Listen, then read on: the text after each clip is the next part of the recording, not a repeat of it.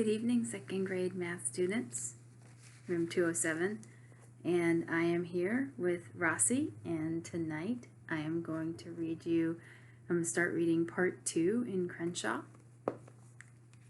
and part 2 starts with a little quote, and it says, "Mashed potatoes are to give everybody enough." And it comes from the book A Hole is to Dig, and that was Jackson's favorite book. Remember Jackson? That was a book that Jackson put into his keepsakes bag. A first book of first definitions.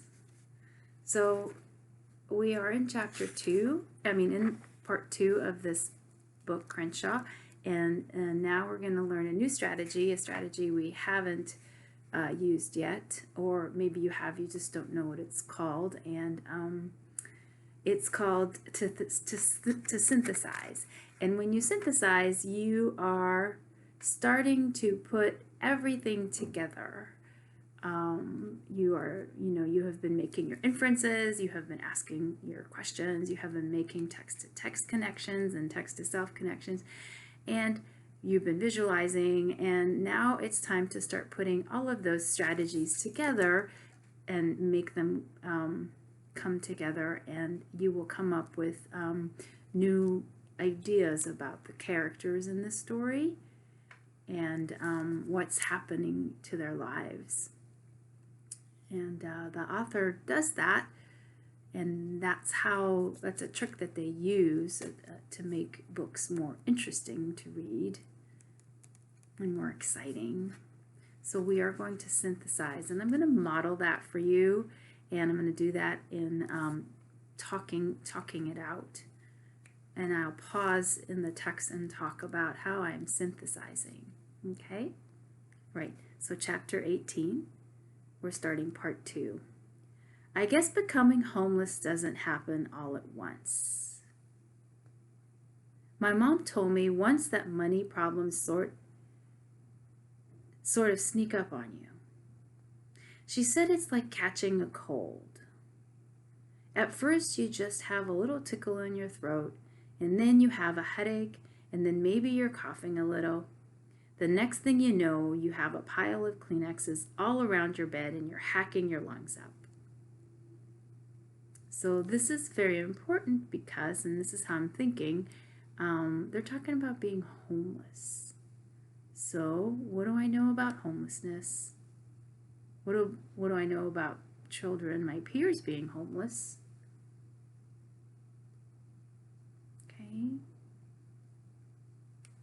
And what were the hints along the way in this book that leads to this? What were those hints? Maybe we didn't become homeless overnight, but that's what it felt like. I was finishing first grade. My dad had been sick. My mom had lost her teaching job. All of a sudden, bam, we were living in a nice house. We weren't living in a nice house with a swing set in the backyard anymore.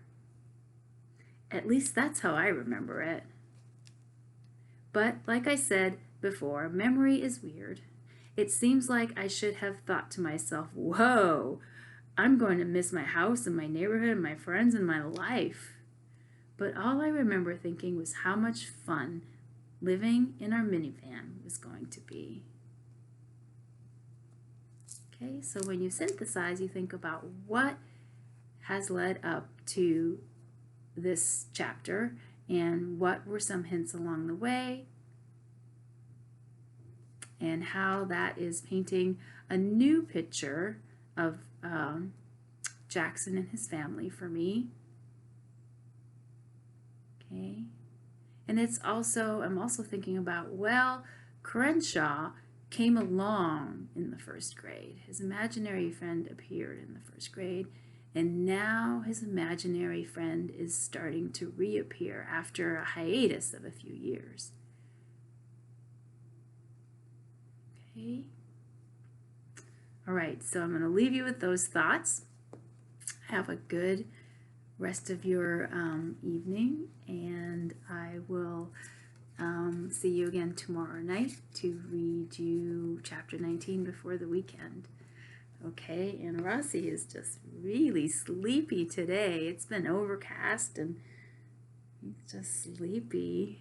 He's not trying to get away at all. Good boy, Rossos. Right, have a good evening.